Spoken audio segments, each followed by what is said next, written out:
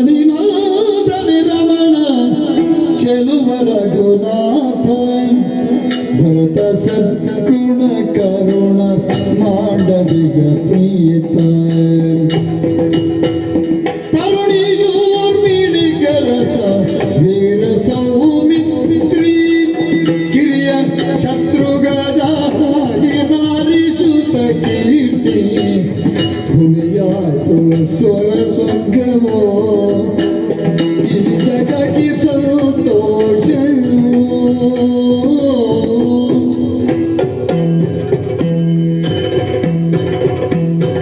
ಹೃದಯ ಹೃದಯ ಸಂಗಮ ಮಧುರ ಭಾವ ಸಂಭ್ರಮ ಉದಯಾಸ್ತಮಾನ ಬೆಸೆಗೆ ವಧುವರ ವದನಂ ಅಂತರ್ಪಟ ಸರಿಯಿತು ಅಂತರ್ಪುಟ ತಿರಿಯಿತು ಮಾತ್ರಾಜ್ಯತಿ ಸತಿಪತಿಗೆ ಸಂತಸ ಸುಧೀರ ಶತಮಾನೋಪವತಿ ಶುಭಂ ಶ್ರುತಿವಚನ ಸ್ವರ್ಪಿಸುದ ಕೃತಿಮಾನು ಪುಣ್ಯಫಲಂ ಅತಿಶಯದ ಭಾಗ್ಯ ಸದ ಶ್ರೀರಸ್ತು ಶುಭಮಸ್ತು ಅಭಿವಾದನ ಅನುರಣನ ಕಲ್ಯಾಣಂ ಗಮನೀಯ ಪಲ್ತನೋ ಮಾಂಗಲ್ಯಂ ತ್ರಿಬಾಣನಂದನೋ ಕಲ್ಯಾಣಂ ಗಮನೀಯ ಪಲ್ತನೋ ಮಾಂಗಲ್ಯಂ ತ್ರಿಬಾಣನಂದನೋ ಸೀತಾ ಕಲ್ಯಾಣ ವೈಭೋಗಮೇ ರಾಮ ಕಲ್ಯಾಣ ವೈಭೋಗಮೇ ಸೀತಾ ಕಲ್ಯಾಣ ವೈಭೋಗಮೇ ರಾಮ ಕಲ್ಯಾಣ ವೈಭೋಗಮೇ ವೈಭೋಗಮೇ ವೈಭೋಗಮೇ ಹೊರಗೆ ಬೇಸಿದ ಚಂದ ಕಾಣಿಮೆ ಪುಣರಾತ್ರಿ ಹಲವು ಕವಿಯಲ್ಲಿ ಕರೆದು ಬಂದಂತೆ ಕನಸಿದರ ಭಾಗ್ಯವಾನು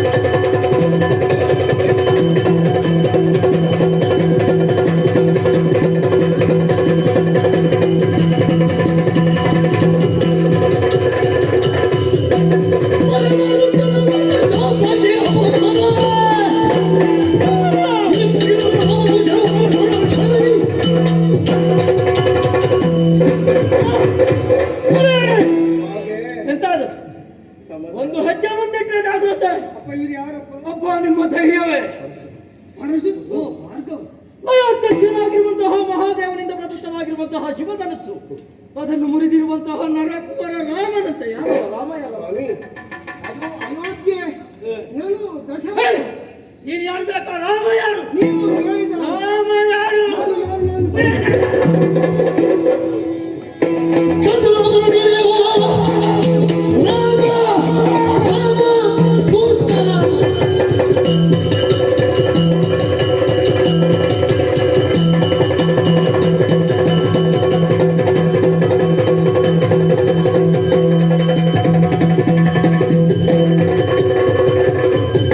ಚಂದ್ರಮನ ನೀರೇವ ಘನ ಭಂಗಿಸಿದ ಪುತ್ರ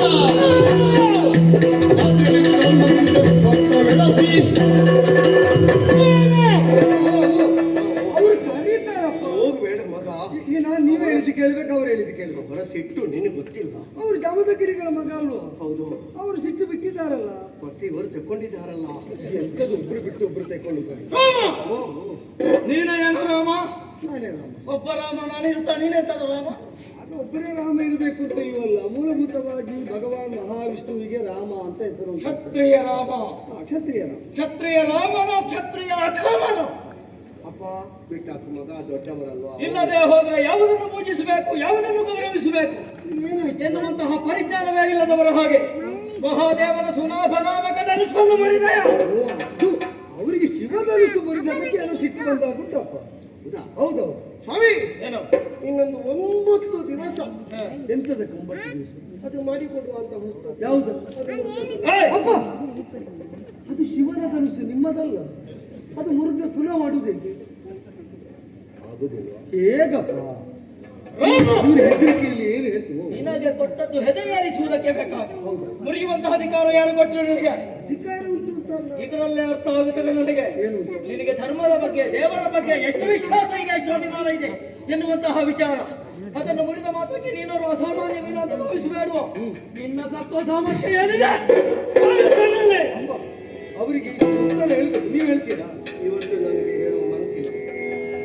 मनसि जारि पोधनो जनका भूवरनो जिया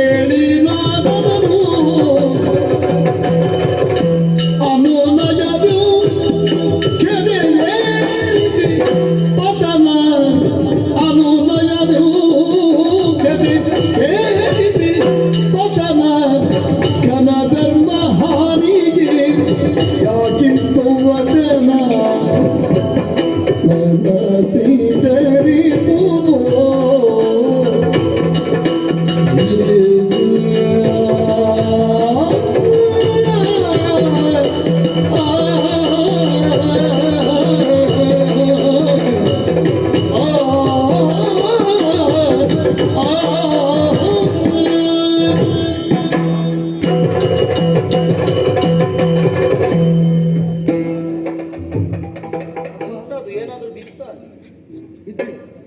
ಮತ್ತೆ ನಮಸ್ಕಾರ ಆಗೊಮ್ಮೆ ಮಾಡಿದ್ರಲ್ಲ, ಅದು ಎಷ್ಟು ಕೊಟ್ಟರು ದೊಡ್ಡವರಿಗಲ್ಲ. ಇಲ್ಲಿ ಅರೆಕ್ಷ ಏನು ಅಪ್ಪ ಸ್ವಲ್ಪ ಹೆದರಿದ್ರೆ ಹೆದರಿಕೆ ಮತ್ತೆ ಧೈರ್ಯ ಸ್ವಲ್ಪ ಕಡಿಮೆ ಆಯ್ತು. ಏನು ಆಗುದಿಲ್ಲಪ್ಪ. ಅವ್ರು ಕೆಲವು ಪ್ರಶ್ನೆ ಕೇಳಿ ಉತ್ತರ ಹೇಳಿದ್ರೆ ಸಮಾಧಾನ ಆಗ್ತಾರೆ, ಜ್ಞಾನಿಗಳಲ್ವೋ. ಆದ್ರಿಂದ ನೀವು ಧೈರ್ಯಗೆ ಹೌದು, ಉತ್ತರ ಯಾರು ಕೊಡುವುದಂತ ಬೇಡ. ನೀವು ಕೊಡ್ತೀರಾ? ನನಗೆ ಇವತ್ತು ಮನಸ್ಸಿಲ್ಲ ಕೊಡಲಿಕ್ಕೆ. ಇವರು ಕೇಳಿದ್ರೆ ನಿನ್ನೆವರೆಗೆ ಎಲ್ಲ ಇವರೇ ಕೊಟ್ಟಾಗ ಮಾತಾಡ್ತಾರೆ. ಇವತ್ತೇ ಅಲ್ವಾ ಅವ್ರು ಬಂದದ್ದು. ನನಗೆ ನೀವು ಸ್ವಲ್ಪ ನೋಡಿಕೋ ಅಪ್ಪ. ಅಪ್ಪ ಸ್ವಲ್ಪ ನಡುಗ್ತಾ ಇದ್ದಾರೆ, ಹಿಡ್ಕೋ. ಸ್ವಾಮಿ, ಎಲ್ಲೋ ತಪ್ಪಾದ ಕಲ್ಪನೆಯಿಂದ ಕಾಡಿನ ದಾರಿಯಲ್ಲಿ ಅಡ್ಡಗಟ್ಟು ಪ್ರಶ್ನೆ ಮಾಡ್ತಾ ಇರುವ ಹಾಗುಂಟು. ತಪ್ಪು ಕಲ್ಪನೆ. ದೈವದೇವರ ಕುರಿತಾಗಿ, ಋಷಿಮುನಿಗಳ ಕುರಿತಾಗಿ ಗೌರವಾದರವನ್ನು ಸದಾ ಸರ್ವದಾ ಸೂರ್ಯವಂಶೀಯರಾದ ನಾವು ಹೊಂದಿದವರೇ. ಈಗ ಅದು ಇಲ್ಲವೇ ಇಲ್ಲ ಅಂತ ಆದರೆ ವಿಶ್ವಾಮಿತ್ರರಂತಹ ಬ್ರಹ್ಮರ್ಷಿವರೇಣ್ಯರು ಬಂದು ಯಜ್ಞ ಸಂರಕ್ಷಣಾರ್ಥವಾಗಿ ನನ್ನನ್ನು ಕೇಳಿದಾಗ ನಮ್ಮಪ್ಪ ಕಳಿಸಿಕೊಡ್ತಾ ಇದ್ರು. ಕಳಿಸಿಕೊಟ್ರಲ್ಲ, ತಮ್ಮನಾದ ಲಕ್ಷ್ಮಣನನ್ನು ಜೊತೆ ಸೇರಿಸಿಕೊಂಡೇ ನಾನು ಹೋದೆ. ಋಷಿ ಸೇವೆ ಎಂಬುದು ನಮಗೆ ಕರ್ತವ್ಯ ಎಂಬ ಭಾವದಿಂದ ನಿಮ್ಮ ವರ್ಗದ ಬಗ್ಗೆ ನಾವು ಎಷ್ಟು ಗೌರವಾದರವನ್ನು ಹೊಂದಿದ್ದೇವೆ. ಕೇವಲ ಹೋದದ್ದು ಮಾತ್ರ ಅಲ್ಲ, ಅವ್ರು ಹೇಳಿದ್ದೆಲ್ಲ ಮಾಡಿದ್ದೇವೆ. ಈಗ ತಾಟಕ ವಧೆ ಮಾಡಿದ್ದೇವೆ. ಹೌದು, ತಾಟಕೆಯನ್ನು ಕೊಂದಾಗಿದೆ. ಸಾವಿರಾರು ಆನೆಗಳ ಬಲವನ್ನು ತೋಳದಕ್ಕೆಯಲ್ಲಿ ಹೊಂದಿದಂತಹ ದುಷ್ಟೆಯಾದ ರಾಕ್ಷಸಿಯನ್ನು ಮೃಗೀಯ ಪ್ರವೃತ್ತಿಯನ್ನು ಖಂಡಿಸ್ತಾ ಕೊಂದು ಕಳೆದಾಗಿದೆ. ಸುಬಾಹುಮಾರೀಚರನ್ನು ನಿಗ್ರಹಿಸಿದ್ದೇವೆ. ಅಹಲ್ಯೋದ್ಧಾರ ತಾನಾಗಿ ಆಗಿದೆ ಅವರ ಮಹಿಮೆಯಿಂದ. ಆ ಬಳಿಕ ಯಜ್ಞ ಸಂರಕ್ಷಣೆ ಕಾರ್ಯ ಎಲ್ಲ ಆದ ಮೇಲೆ ಜನಕನಿಂದ ಹೇಳಿಕೆ ಬಂದದ್ದು ಗುರುಗಳಿಗೆ. ಗುರುಗಳು ಹೋಗುವಾಗ ಬರ್ತೀರ ಮಕ್ಕಳೇ ಅಂತ ಕೇಳಿದ್ರು. ನಾವು ಒಟ್ಟಿಗೆ ಹೋದೆವು. ರಾಜರ್ಷಿ ಆದಂತಹ ಜನಕ, ವಿಶ್ವಾಮಿತ್ರರೇ ಮೊದಲಾದಂತಹ ಎಲ್ಲ ಋಷಿಮುನಿಗಳನ್ನು ನಮ್ಮನ್ನು ಸ್ವಾಗತಿಸ್ತಾ ತನ್ನಲ್ಲಿದ್ದ ಶಿವಧನುಸನ್ನು ತರಿಸಿದ. 5,000 ಮಂದಿ ತಳ್ಳಿಕೊಂಡು ಬಂದು 8 ಗಾಲಿಗಳುಳ್ಳ ವಿಶಿಷ್ಟವಾದಂತಹ ವರೂಥ. ಒಂದು ರಥ ಅಂತ ಹೇಳಬೇಕು ಅಥವಾ ಒಂದು ಗಾಲಿಗಳುಳ್ಳ ಗಾಡಿ ಅಂತ ಹೇಳಬೇಕು, ಅದನ್ನು ತಳ್ಳಿಕೊಂಡು ಬಂದರು. ಅದನ್ನು ತೋರಿಸುವಾಗ ಅದರ ಹಿನ್ನೆಲೆಯನ್ನಲ್ಲ ರಾಜರ್ಷಿ ಜನಕ ಮಹಾರಾಜ ಸಾತ್ಯಂತವಾಗಿ ವಿವರಿಸಿದ. ವಿಶ್ವಕರ್ಮ ವಿನಿರ್ಮಿತವಾದ ದಿವ್ಯವಾದ ಧನುಸ್ಸು, ಪರಶುವನ ಕೈಯಲ್ಲಿ ವಿರಾಜಿತವಾದ ಧನುಸ್ಸು, ಸುನಾಭ ಅಂತ ಅದಕ್ಕೆ ಹೆಸರು. ಈ ಹಿಂದೆ 2 ಬಾರಿ ಅದು ಧರಿಸಲ್ಪಟ್ಟಿದೆ ಅವರ ಕೈಯಿಂದ ಪ್ರಸಿದ್ಧವಾಗಿ. ಒಂದು ದಕ್ಷಮಖದ ಕಾಲದಲ್ಲಿ 33 ಕೋಟಿ ದೇವತೆಗಳೆಲ್ಲ ಶಿವ ವಿರೋಧವನ್ನು ಮಾಡುವಾಗ 3 ಕೋಟಿ ದೇವತೆಗಳನ್ನು ದಮನಿಸ್ತೇನೆ ಅಂತಲೇ ಕೈಯಲ್ಲಿ ಹಿಡಿದ ಧನುಸ್ಸಂತೆ. ಅವ ಹಿಡಿದ ಠೇಂಕಾರಕ್ಕೆ ಬೆದರಿದ ದೇವತೆಗಳು ಶರಣಾದದ್ದರಿಂದ ಆ ದೇವತೆಗಳಿಗೆ ವಿರುದ್ಧವಾಗಿ ಪ್ರಯೋಗಿಸುವ ಪ್ರಮೇಯ ಬರಲಿಲ್ಲ. ಮತ್ತೊಮ್ಮೆ ಅದನ್ನು ಹಿಡಿದದ್ದು ತ್ರಿಪುರ ವಧಾನಂತರದಲ್ಲಿ ದೇವತೆಗಳೆಲ್ಲ ಒಂದು ಕುತೂಹಲ ಬಂತಂತೆ. ಹರಿಯ ಶಕ್ತಿಯ ಪಾರಮ್ಯ ಹೆಚ್ಚೋ ಹರನದ್ದು ಹೆಚ್ಚೋ ಅಂತ ಬ್ರಹ್ಮನಲ್ಲಿ ಹೋಗಿ ಇದರ ಕುರಿತಾಗಿ ಜಿಜ್ಞಾಸೆ ಮಂಡಿಸಿದ್ರು. ಬ್ರಹ್ಮ ಪ್ರಾಯೋಗಿಕವಾಗಿ ಒಂದು ಪ್ರಾತ್ಯಕ್ಷಿಕೆ ಆಗಿ ಹೋಗಲಿ, ಅದಕ್ಕಾಗಿ ವಿಶ್ವಕರ್ಮ ನಿರ್ಮಿತವಾದ 2 ಧನುಸ್ಸು, ಒಂದು ಇದನ್ನು ಪರಶುವನಿಗೆ ಕೊಟ್ಟ, ಮತ್ತೊಂದು ಹರಿಗೆ ಕೊಟ್ಟ.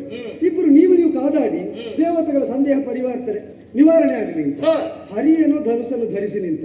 ಹರ ಧರಿಸಬೇಕು ಅಂತ ಆದರೆ ಅದನ್ನು ಹೆದೆಯೇರಿಸಬೇಡುವ, ಹೆದೆಯೇರಿಸುವುದಕ್ಕೆ ನಾರಿ ಬಂಧನ ಮಾಡಬೇಕು. ಹಿಡಿದು ಎಳೆಯುವುದಕ್ಕೆ ಹೊರಟಾಗ ಅದು ಸೆಟೆದು ಕೊಂದಿತಂತೆ, ಬಗ್ಗಲಿಕ್ಕೆ ಒಡಂಬಡ್ಲೇ ಇಲ್ವಂತೆ. ಆ ಕಾಲದಲ್ಲಿ ದೇವತೆಗಳೆಲ್ಲ ನಿರ್ಣಯಿಸಿದ್ರು ಹೆದೆಯೇರಿಸಿದ ಹರಿಯೇ ಶ್ರೇಷ್ಠ ಅಂತ. ಅವರಿಗೆ ಶರಣು ಬಂದು ಮರಳಿದರು. ಆ ಬಳಿಕ ಶಿವನಿಗೂ ಆ ಧನುಸಿನ ಮೇಲೆ ವಿಶೇಷ ವ್ಯಾಮೋಹ ಏನು ಇರಲಿಲ್ಲ ಅಂತ ನಾವು ಕೇಳಿದ ವರ್ತಮಾನ. ಈಗ ಜನಕ ವಂಶದ ಮೂಲ ಪುರುಷನಾದ ನಿಮಿಯಿಂದ 6ನೇ ತಲೆಮಾರಿನ ಶಿವಭಕ್ತನಾದ ದೇವರಾತನಿಗೆ ಪ್ರಸಾದ ರೂಪದಲ್ಲಿ ಆ ಬಳಿಕ ಕೊಡಲ್ಪಟ್ಟದ್ದು. ಪರಂಪರೆಯಿಂದ ಪೂಜಿತವಾಗಿ ಇದ್ದದು. ಆದ್ರೆ ಅಯೋನಿಗೆಯಾದ ಸೀತಾದೇವಿ ಷೋಡಶಿಯಾಗಿ ವಿವಾಹ ಸನ್ನದ್ಧಳಾದ ವೇಳೆಯಲ್ಲಿ ರಾಜರ್ಷಿ ಜನಕನೇ ನಿರ್ಣಯಿಸಿದ್ದು ಪರಾಕ್ರಮವನ್ನೇ ಪಣವಾಗಿಸಿಕೊಂಡು ಶಿವಧನುಸನ್ನು ಹೆದೆಯೇರಿಸಿದವರಿಗೆ ನನ್ನ ಮಗಳನ್ನು ವಿವಾಹ ಮಾಡಿಕೊಡ್ತೇನೆ. ಈಗ ಆಕ್ಷೇಪವೇ ಮಾಡುವುದು ಹೌದಾದ್ರೆ ಆಗ ಯಾರು ಆಕ್ಷೇಪ ಮಾಡಲಿಲ್ಲ.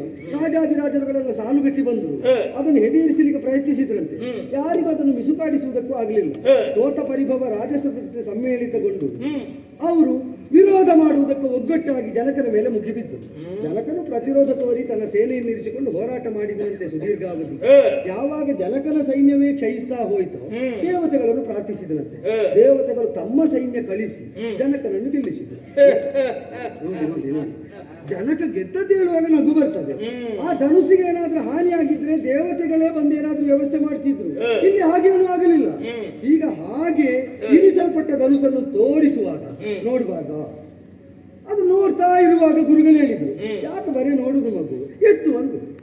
ಗುರುಗಳು ಹೇಳಿದ ಮೇಲೆ ಆಜ್ಞಾಗುರುಣಾಂಶ ವಿಚಾರಣೀಯ ಹಿರಿಯರು ಹೇಳಿದ್ರು. ಅದನ್ನು ಎತ್ತಿದ ಕ್ಷಣದಲ್ಲಿ ಹೆದೆಯೇರಿಸುವುದಕ್ಕಾಗ್ತದೆ ನೋಡು ಮಗು ಅಂತ ಹೇಳಿದ್ದು ವಿಶ್ವಾಮಿತ್ರರವರು. ಒಂದು ಕಾಲದಲ್ಲಿ ಕ್ಷತ್ರಿಯರಾಗಿರುವಾಗ ಅವರು ಹೊಂದಿದಷ್ಟು ಅಸ್ತ್ರಶಸ್ತ್ರಗಳನ್ನು ಹೊಂದಿದ ಧೀಮಂತ ಯಾರಿದ್ದಾರೆ ಅವರಿಗೆ ಗೊತ್ತಿಲ್ಲ. ಹೆದೆಯೇರಿಸುತ್ತೆ ಹೇಳಿದಾಗ ಅದನ್ನು ಬಗ್ಗಿಸಬೇಡುವ. ನಾರಿಬಂಧ ಮಾಡುವುದಕ್ಕೆ ಮೇಲೆ ಹಗ್ಗ ಕಟ್ಟಿದ್ದನ್ನು ಕೆಳಗೆ ಹಿಡಿದು ಎಳೆಯುವಾಗ ಮಧ್ಯದಿಂದ ತುಂಡ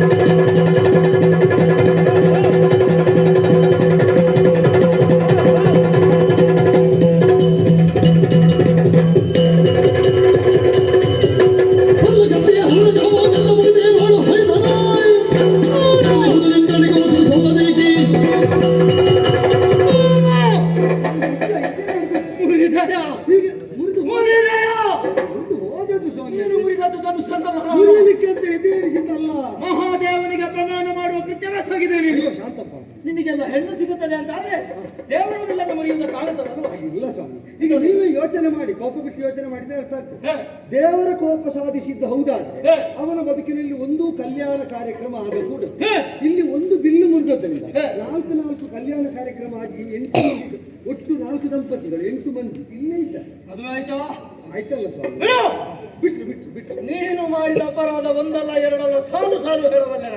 ಬೇರೆ ಏನು ಮಾಡಿದ್ದೇನೆ? ಕಾಡಿನಲ್ಲಿ ಸಂಚರಿಸುವಂತಹ ಕಾಲಕ್ಕೆ ತಾಟಕ್ಕೆ ಸಿಕ್ಕಿದ್ಲ? ಹೌದು ಹೇಳಿದ್ದೇನೆ. ಸ್ತ್ರೀ ಶಿಕ್ಷಾರ್ಹಳೆ ಹೊರತು ವದಾರ್ಹಳಲ್ಲ. ಖಂಡಿತ ಹೆಣ್ಣೆನ್ನುವ ವಿಚಾರ ಹೊಂದಿದ್ದು ತಾಟಕಿಯನ್ನು ಯಾಕೆ ಕೊಂದರೆ? ಅವಳು ರಾಕ್ಷಸಿ ಆದ್ರಿಂದ ಮಾತಿಗೆ ಮಾತು ನಿನ್ನ ಪ್ರಶ್ನೆ ಕೇಳಿದ್ರು ಕ್ಷತ್ರಿಯರನ್ನು ಬಿಟ್ಟವಳಲ್ಲ ರಾಮನಾನು. ಇನ್ನು ಗುರುದ್ರೋಹ ಮಾಡಿದ ನಿನ್ನ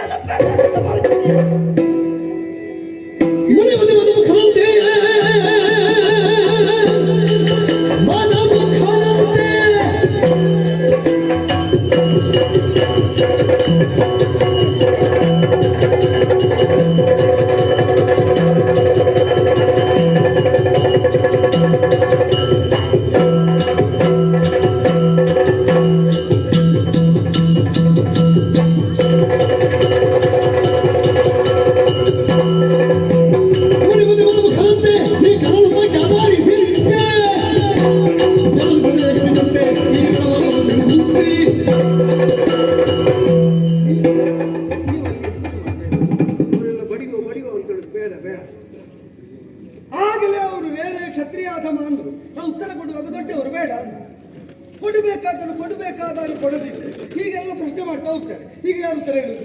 ಅವ್ರಿಗೆ ಏನು ಹೇಳಿದ್ರು ಸಮಾಧಾನ ಆಗೋದಿಲ್ಲ. ಸ್ವಲ್ಪ ಏರಿಸಿ ಹೇಳಿ. ಸ್ವಲ್ಪ ಸ್ವಾಮಿ, ಏನು ನಾನು ಕ್ಷತ್ರಿಯನಾಗಿ ಮಾಡಿದ ಕೃತ್ಯ ಎಲ್ಲ ತಪ್ಪು ಅಂತ ಸಾಧಿಸ್ತಾ ಇದ್ದೇನೆ. ಸಾಧಿಸುವ ನಿಮಗೊಂದು ನೈತಿಕತೆ ಬೇಡ. ಏನು ಬ್ರಾಹ್ಮಣನಾಗಿ ಬಂದು ನೀವು ಪ್ರಶ್ನಿಸುವುದು ಹೌದಾದ್ರೆ ಕ್ಷತ್ರಿಯ ಅಧೀನನಾಗಬೇಕು. ಹೌದು, ಏನಾಗಿದೆ ಈಗ? ನಿಮ್ಮ ಬ್ರಾಹ್ಮಣ್ಯ ಎರಡೆರಡು ಕೈಯಲ್ಲಿ ಕಾಣ್ತಾ ಉಂಟು. ಯಾಕೆ ಆಯುಧವನ್ನು ಹಿಡಿದಿದ್ದಾನೆ ಎನ್ನುವುದನ್ನು ಯೋಚನೆ ಮಾಡಿ ಮಾತಾಡುವುದಿಲ್ಲ. ಹಾಗಾದ್ರೆ ನಾನು ಆಯುಧ ಹಿಡಿದು ಕೊಂದದ್ದು ಯಾಕೆ ನೀವು ಯೋಚನೆ ಮಾಡಬೇಡಿ. ಯೋಚನೆ ಮಾಡಿ ಸ್ವಾಮಿ. ಶಿವಧನುಸನ್ನು ಆಕ್ಷೇಪಿಸಿದ್ರಿ, ನಾನು ಭಂಗಿಸಿದ್ದೇನೆ. ಅದು ಹೆದೆಯೇರಿಸುವಾಗ ತುಂಡು ಆದದ್ದು ತುಂಡು ಮಾಡಿದ್ದಲ್ಲ ಅಂತ ಹೇಳಿದ್ರೆ ನಿಮಗೆ ಸಮಾಧಾನ ಆಗುದಿಲ್ಲ. ಈಗ ತಾಟಕವಾದೇ ಆಕ್ಷೇಪ. ವಿಶ್ವಾಮಿತ್ರರು ನಿಮಗೆ ಅಜ್ಜ ಅಲ್ವ ಸ್ವಾಮಿ? ನೀವು ಅಳಿಯಲ್ವ? ಮೊಮ್ಮ ಅಲ್ವಾ? ಆ ಲೆಕ್ಕದಲ್ಲಿ ಈಗ ನಿಜವಾಗಿ ಅಜ್ಜ ಹೇಳಿದ್ದು ಕೇಳಬೇಕು, ಮೊಮ್ಮಗ ಹೇಳಿದ್ದು ಕೇಳಬೇಕು. ನನಗೆ ಪ್ರಶ್ನೆ. ಹೌದೌದು, ಅಜ್ಜ ಹೇಳಿದ್ರೆ ಅಜ್ಜ ಹೇಳಿದ್ದು ಕೇಳುವುದಂತಾದ್ರೆ ಅವರು ಕೊಲ್ಲು ಅಂತ ಹೇಳಿ ತಾಟಕಿನ ಕೊಲ್ಲುವುದು ಕೇಳಿದ ಅವರೇ. ಯಾಕೆ ಅಂತಂದ್ರೆ ಕರ್ತವ್ಯಂ ರಾಜಸೂನು, ರಾಜನ ಮಕ್ಕಳಾದವರು ದುಷ್ಟೆಯಾದವಳು ಲೋಕಕಂಟಕಿಯಾದವಳನ್ನು ಕೊಂದು ಕಳೆಯಬೇಕು. ಈಗ ಹೆಣ್ಣಾದ್ದರಿಂದ ಪಾತಕ ಬಂತದೆ. ಪಾತಕ ಬಂದ್ರೆ ಪ್ರಾಯಶ್ಚಿತ್ತ ನೀನೊಬ್ಬ ಮಾಡಿದ್ರೆ ಸಾಕಲ್ಲ. ಕೊಂದು ಕಳೆಯದಿದ್ರೆ ಲೋಕಕ್ಕೆ ಅದರಿಂದ ವಿಪತ್ತು ಬರ್ತದಲ್ಲ. ಆದ್ರಿಂದ ಲೋಕಹಿತಕಾರಕನಾಗಬೇಕಾದ ನೀನು ನಿನ್ನ ಸ್ವಾರ್ಥವನ್ನು ಪರಿಗಣಿಸದೆ ಕೊಂದು ಕಳೆ ಅಂದ್ರು. ಆ ಕಾರಣದಿಂದಲೇ ಕೊಂದದ್ದು. ಶಾಸ್ತ್ರೀಯವಾಗಿ ಹೌದು, ಗುರು ನಿರ್ದೇಶವೂ ಹೌದು, ಎಲ್ಲ ಸರಿ. ಅಜ್ಜ ಹೇಳಿದ್ರು ಕೂಡ ಸಮರ್ಪಕ ಉತ್ತರ ಅಂತ ಅನಿಸುವುದಿಲ್ಲ ನನಗೆ. ಅದು ಇವರಿಗೆ ಯಾವುದು ಇನ್ನೊಂದೇ ಉತ್ತರ ಇರುವುದು. ಅದು ಹೇಳಿದ್ರೆ ಮತ್ತೆ ಮನೆಗೆ ಹೋದ ಮೇಲೆ ನಾನು ಮಲಗಲಿಕ್ಕೆ ಬಿಡುವುದಿಲ್ಲ. ಹೇಳಿ, ಹೇಳಿದ್ರೆ ಅವರಿಗೆ ಹೇಳಿ. ನಾನು ತಾಟಕಿಯನ್ನು ಯಾಕೆ ಕೊಂದದ್ದು ಗೊತ್ತು? ಯಾಕೆ ಯಾಕೆ ತಾಟಕಿ ನನಗೆ ಅಮ್ಮ ಅಲ್ಲ ನೋಡಿ. ಅರ್ಥ ಆಗುವುದಿಲ್ಲ ಅಂತ ಭಾವಿಸಬೇಡ. ನನಗೆ ಆಯ ತಲೆಯನ್ನು ಕಡಿದವ ನಾನು. ಆದ್ರೆ ಆ ಕಾಲಕ್ಕೆ ಆ ಕರ್ತವ್ಯವನ್ನು ಮಾಡದಿದ್ರೆ ಪರಿಣಾಮ ಏನಾಗುತ್ತದೆ? ಧರ್ಮ ಸೂಕ್ಷ್ಮವನ್ನು ಅರಿತು ಮಾಡಿದ್ದೇನೆ, ತಿಳಿದುಕೋ ರಾಮ. ಧರ್ಮದ ಮರ್ಮವನ್ನು ಅರಿತೆ ಆಚಾರ್ಯ ವಿಶ್ವಾಮಿತ್ರರು ನನಗೆ ಅನುಮತಿಯನ್ನು ಕೊಟ್ಟಿದ್ದಾರೆ. ಅದನ್ನು ತಾವು ತಿಳಿಯಬೇಕು. ಇಷ್ಟೆಲ್ಲ ಗೊತ್ತಿದ್ದು ಕೂಡ ಆಕ್ಷೇಪದ ಮೇಲೆ ಆಕ್ಷೇಪ ಮಾಡ್ತೀರಿ ಅಂತಾದ್ರೆ ದುಷ್ಟ ಕ್ಷತ್ರಿಯ ಸಂಹಾರ ಮಾಡಿದ್ದೇನೆ ಎಂಬಂತಹ ಆತ್ಮಾಭಿಮಾನ ಇರಬಹುದು. ಇನ್ನೂ ಮಾಡಿ. ಆದರೆ ಒಂದುಂಟು, ಏನು? ದೊಡ್ಡ ದೊಡ್ಡ ಕ್ಷತ್ರಿಯರ ತಲೆ ಕಡಿದು 21 ಬಾರಿ ತಿರುಗಿ ನೀವು ಗಳಿಸಿದಂತಹ ಕೀರ್ತಿ ಏನುಂಟು ನಾನು ಕೇಳಿದ್ದು ಅದೆಲ್ಲ ಒಬ್ಬ ಕ್ಷತ್ರಿಯ ಬಾಲಕನಲ್ಲಿ ಹೋಗ್ತದೆ ಅಂತ ಅದೀತು. ಅದು ಆಗುವುದು ಬೇಡ ಅಂತಿದ್ದರೆ ಬಂದ ದಾರಿಯಲ್ಲಿ ಮರಳುವುದು ಒಳ್ಳೆ. ಅಷ್ಟು ಧೈರ್ಯ ನನಗೆ ಇದ್ದದ್ರಿಂದಲೇ ನೋಡು, ಗಂಡು ಕಡಲನ್ನು ಹಿಡಿಯುವಂತಹ ನಾನೇ ಧನುಸ್ಸನ್ನು ತಂದಿದ್ದೇನೆ. ಇದು ಸಾಮಾನ್ಯ ಧನುಸ್ಸು ಅಂತ ತಿಳಿಬೇಡ ರಾಮ. ವೈಷ್ಣವ ಧನುಸ್ಸು, ಶ್ರೀಮನ್ನಾರಾಯಣದಿಂದಲೇ ನಮ್ಮ ಹಿರಿಯರಿಗೆ ಬಂದಿರುವಂತಹ ಧನುಸ್ಸು. ನಿನ್ನಲ್ಲಿ ಅಷ್ಟೊಂದು ಸಾಮರ್ಥ್ಯ ಇರುವುದೇ ಹೌದು ಅಂತಾದ್ರೆ ಇದನ್ನು ಹೆದೆಯಾರಿಸಿ ತೋರಿಸು.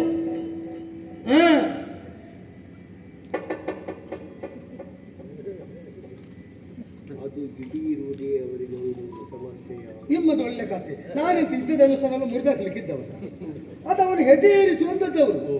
ಅಂದ್ರೆ ನನಗೆ ಹೆದೆಯೇರಿಸಲಿಕ್ಕೆ ಗೊತ್ತಿಲ್ಲ ಅಂತ ಯಾರೋ ಹೇಳಿದ್ದಾರೆ ಕಾಣ್ತದೆ. ಎಲ್ಲ ಮುರಿದಾಗ್ತಾನೆ ಅದಕ್ಕೆ ಅಂತ. ಈ ಸಲ ಹೆದೆಯೇರಿಸಿ ತೋರಿಸಿದ್ರೆ ಒಂದು ಆಶೀರ್ವಾದ ಬೇಕು. ಅವ್ರು ಹೇಳಿದ್ದಾರೆ ಅಂತ ಮಾಡುವುದಿಲ್ಲ. ಇಲ್ಲಿ ಕೊಡಿ ಸ್ವಾಮಿ. ಇದನ್ನೀಗ ಹೆದೆಯೇರಿಸಿದ್ರೆ ನಿಮ್ಮ ಸಂದೇಹ ಪರಿಹಾರ ಅಲ್ವಾ?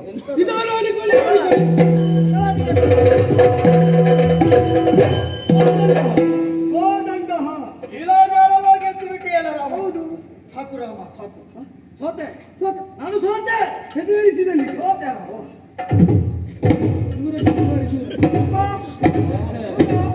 ಅವರು ಸೋತರಲ್ಲ ಪ್ರಸಂಗ.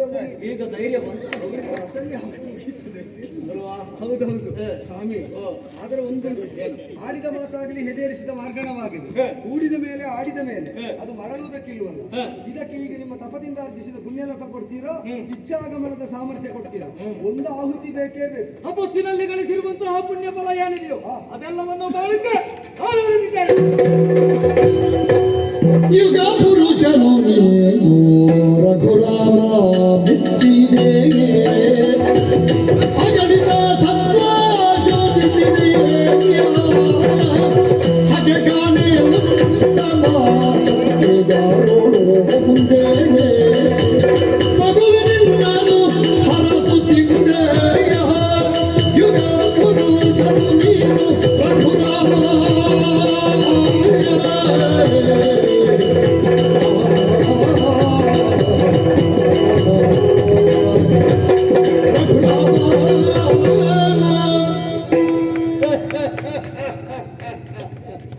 ಚಂದ ಉಂಟಲ್ಲಪ್ಪ. ಆ ನಿಲಿದಾದಂತಹ ಗಡ್ಡದ ಮಧ್ಯದಲ್ಲಿ ಬಿಳಿಯಾದ ಹಲ್ಲು ಹೊಳೆಯುವ ಹಾಗೆ. ಅದೆಲ್ಲ ರಾಮ ಓ ಓ ಸೋತೆ ರಾಮ. ದೊಡ್ಡ ಮಾತು. ಅಲ್ಲ, ಹಾ? ನೀನಾರೆಂಬುದನ್ನು ಚೆನ್ನಾಗಿ ಅರಿತೆ ನಾನು. ಓ ಇಲ್ಲದೆ ಹೋದ್ರೆ ಆಗಲೇ ಒಂದು ಮಾತು ಹೇಳಿದೆಯಲ್ಲ ನೀನು, ಬ್ರಾಹ್ಮಣ್ಯ ನಿಮ್ಮ ಕೈಯಲ್ಲಿ ಕಾಣುತ್ತದೆ. ಹೌದು, ಅದಕ್ಕೆ ಇತ್ತು ಹೇಳು ನನಗೆ. ಇದು ಬೇಡವಾಗಿತ್ತು. ನೀವು ಅಷ್ಟು ಆಕ್ರೋಶದಿಂದ ನನ್ನನ್ನು ನಿಂದಿಸುವಾಗ ಸ್ವಲ್ಪ ವ್ಯಂಗ್ಯದಿಂದ ಚುಚ್ಚಿದೆ. ಖಂಡಿತ ಇಲ್ಲ ರಾಮ. ಬ್ರಾಹ್ಮಣನಾಗಿರುವಂತಹ ನಾನು ಆಯುಧವನ್ನು ಯಾಕೆ ಹಿಡಿದೆ? ರಕ್ಷಕನಾದವ ಭಕ್ಷಕನಾದಂತಹ ಸಂದರ್ಭದಲ್ಲಿ ಬ್ರಾಹ್ಮಣನು ಕೂಡ ಆಯುಧವನ್ನು ಹಿಡಿತಾನೆ ಎನ್ನುವುದನ್ನು ಲೋಕಮುಖಕ್ಕೆ ತೋರಿಸಿಕೊಡುವುದಕ್ಕೆ ಬೇಕಾಗಿ, ಆಪತ್ತಲ್ಲ. ಕ್ಷತ್ರಿಯ ಸಂಹಾರ ಮಾಡುವುದಕ್ಕೆ ಬೇಕಾಗಿ ನಾನು ಆಯುಧವನ್ನು ಹಿಡಿದೆ. ಓ ಓ, ನನ್ನ ಮನಸ್ಸಲ್ಲಿದ್ದದ್ದು ಒಂದೇ, ಕ್ಷತ್ರಿಯರೆಲ್ಲರೂ ಕೂಡ ದುಷ್ಟರು ಎನ್ನುವ ಹಾಗೆ. ಅದಕ್ಕೆ ಬೇಕಾಗಿ ಕ್ಷತ್ರಿಯ ಸಂಹಾರಕ್ಕಾಗಿ ಒಂದಲ್ಲ ಎರಡಲ್ಲ 21 ಬಾರಿ ಭೂಪ್ರದಕ್ಷಿಣೆಯನ್ನು ಮಾಡಿದವನ. ಅಲ್ಲ, ಅದು ನಾನು ಕೇಳಿದ ಆದ್ರೆ ಒಂದು ಸಂದೇಹ ಇತ್ತು. ಏನು? ಸಮಗ್ರ ಭೂಪ್ರದಕ್ಷಿಣೆ ಮಾಡಿ ಎಲ್ಲ ಕಡೆ 21 ಬಾರಿ. ಅಪ್ಪ, ಅವರು 21 ಬಾರಿ ಸಮಗ್ರ ಭೂಪ್ರದಕ್ಷಿಣೆ ಮಾಡುವಾಗ ಅಯೋಧ್ಯೆಗೆ ಬರಲೇ ಇಲ್ಲ. 21 ಸಲವೂ ಬಂದಿದ್ದಾರೆ. ಓ, ಹಾಗಾದ್ರೆ ಕರೆದು ಅವರನ್ನು ಉಪಚರಿಸಿ ಕಳಿಸಿದ್ದೀನಿ ನೀವು. ಎಲ್ಲಿಂದ? ಯಾಕಿಲ್ಲ? ಅವರು ನನಗೆ ಎದುರು ಸಿಕ್ಕಿದ್ರೆ ಈಗ ನಿನ್ನ ಮದುವೆಯ ದಿಬ್ಬಣದಲ್ಲಿ ಭಾವಚಿತ್ರ ಮಾತ್ರ ಇತ್ತು. ಅಯ್ಯೋ, ಅವರಿಗೆ ನೀವು ದುಷ್ಟರನ್ನು ಮಾತ್ರ ಸಂಹರಿಸುವುದು ಅಂತ ಬಹುಶಃ ಗೊತ್ತಿಲ್ಲ. ಅದಕ್ಕೆ ಸ್ವಲ್ಪ ಹೆದರಿದ್ರು ಅಂತ ಕಾಣ್ತದೆ. ಖಂಡಿತ ಅಲ್ಲ ರಾಮ. ನೀವು ನಮ್ಮ ಅಪ್ಪನನ್ನು ಮೊದಲೇ ನೋಡಬೇಕಿತ್ತು. ನಿಮ್ಮ ಕೆಲಸ ಮೊದಲೇ ಮುಗೀತಿತ್ತು. ನಾನು ಹೊರಟಂತಹ ಉದ್ದೇಶವೂ ಅದೇ. ಹಾ. ಉತ್ತಮ ಕ್ಷತ್ರಿಯ ಯಾವಾಗ ನನ್ನ ಕಣ್ಣಿಗೆ ಕಾಣಸಿಗುತ್ತಾನೋ ಆ ಕಾಲಕ್ಕೆ ನಾನು ಮಾಡುವಂತಹ ಕರ್ತವ್ಯವನ್ನು ನಿಲ್ಲಿಸ್ತೇನೆ ಎನ್ನುವಂತಹ ಭಾವನೆ ನನ್ನಲ್ಲಿತ್ತು. ಓ, ನೀನು ಯಾವಾಗ ನನ್ನ ಕಣ್ಣಿಗೆ ಕಾಣಸಿಕ್ಕಿದೆಯೋ ಎಲ್ಲ ನಿಲ್ಲಿಸ್ತೇನೆ ರಾಮ. ಸಾಕು, ನಾನು ಇನ್ನು ತಿರುಗಾಟ ನಿಲ್ಲಿಸ್ತೇನೆ ನಾನು. ಅಯ್ಯೋ, ಅಲ್ಲ, ನೀವು ಬಂದಾಗಲೇ ಆಘಾತ ತಗೊಂಡಿದ್ರಿ. ಈಗ ತಿರುಗಾಟ ನಿಲ್ಲಿಸ್ತೇನೆ ಅಂದ್ರೆ ನಿಮ್ಗೆ ಯಾಕೆ ಆಘಾತ? ನನಗೆ ಅವರು ಹಾರುವಾಗಲೇ ನಾಳೆ ಬರುವುದಿಲ್ಲ ಅಂತ ಗೊತ್ತಾಯ್ತು. ಅದೇ ಹಾಗಲ್ಲ.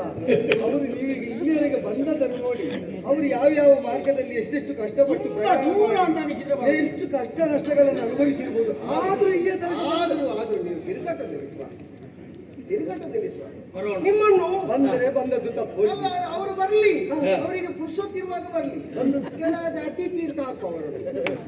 ಅಲ್ಲ, ನೀವು ಕರೆದ ಮೇಲೆ ಬಂದ್ರೆ ಅತಿಥಿ ಆಗ್ತಾರ? ಎಂತದಾಗ್ತಾರೆ? ಈ ಕರೆದು ಬರುವವರಿಗೆ ಏನು ಹೇಳುದು? ಅದು ಅತಿ ಆಗತ್ತ ಅಂತ ಗೊತ್ತುಂಟು ಅವರಿಗೆ. ಎಲ್ಲ ಹೆದರಿಕೆಯಲ್ಲಿ ಹಿಂದೆ ಮುಂದೆ ಆಗುವುದು. ಕರೆಯದೆ ಬಂದವನು ಅತಿಥಿ, ಕರೆದು ಬಂದವನು ಅಭ್ಯಾಗತ. ಈಗ ಅವರೇ ಸ್ವಾಮಿ, ನಿಮ್ಮ ಲೆಕ್ಕದಲ್ಲಿ, ನಿಮ್ಮ ಲೆಕ್ಕಾಚಾರದಲ್ಲಿ ಇಲ್ಲಿ ಹೋಗ್ಲಿಕ್ಕೆ ಯಾವ ಇರ್ಲಿಕ್ಕೆ ಗೊತ್ತಿಲ್ಲ ನನಗೆ. ಆದ್ರೆ ನನ್ನ ಅಪ್ಪನಿಗಾಗಿ ಹಾಗಾಗಿ ಇಲ್ಲಿಗೊಂದು ಬರುವ ಕೃಪೆ ಖಂಡಿತ ಮನಸ್ಸು ಮಾಡುತ್ತೆ. ರಾಮ, ತಿರುಗಾಟ ಮಾಡುವಂತಹ ಕಾಲಕ್ಕೆ ನಾನು ಗಳಿಸಿರುವಂತಹ ಭೂಮಿ ಏನಿದೆಯೋ ಅದೆಲ್ಲವನ್ನು ಕೂಡ ಕಶ್ಯಪರಿಗೆ ದಾನ ಮಾಡಿದ್ದೇನೆ. ತಪಸ್ಸಿನಲ್ಲಿ ಗಳಿಸಿರುವಂತಹ ಪುಣ್ಯ ಫಲವನ್ನೆಲ್ಲ ನಿನ್ನ ಬಾಣಕ್ಕೆ ದಾರಿ ಎರೆದೆ ನೋಡು. ಕೋದಂಡ ಅಂತ ಕೇಳಿದ್ದೇನೆ. ಗದೆಯಿರಿಸಿದ ಮೇಲೆ ಹಾಗೆ ಕೇಳುವುದೊಂದು ಅಭ್ಯಾಸ. ಇನ್ನು ಮುಂದಕ್ಕೆ ಹೀಗಲ್ಲ ರಾಮನೇ, ಕೋದಂಡ ರಾಮ ಎನ್ನುವಂತಹ ಹೆಸರಿನಿಂದ ನೀನು ಪ್ರಸಿದ್ಧಿಯಾಗಬೇಕು. ದುಷ್ಟ ಶಿಕ್ಷಣ, ಶಿಷ್ಟ ರಕ್ಷಣ. ಇನ್ನು ಮುಂದಕ್ಕೆ ಭಾರ್ಗವರಾಮನ ಹೆಗಲಿಂದ ಕೋದಂಡರಾಮನ ಹೆಗಲಿಗೆ ವಹಿಸಿಕೊಡ್ತಾ ಇದ್ದೇನೆ. ವಸಿಷ್ಠ ವಿಶ್ವಾಮಿತ್ರರ ಕರಕಮಲ ಸಂಜಾತ ಓ ಕೋದಂಡ ರಾಮ, ಲೋಕ ಬೆಳಗಲಿ, ಲೋಕ ಬೆಳಗಲಿ. ಸ್ವಾಮಿ, ಬರುವ ವರ್ಷ ಅದು ರಾಜಾರಾಮನ ಜನ್ಮ ನಕ್ಷತ್ರಕ್ಕೆ.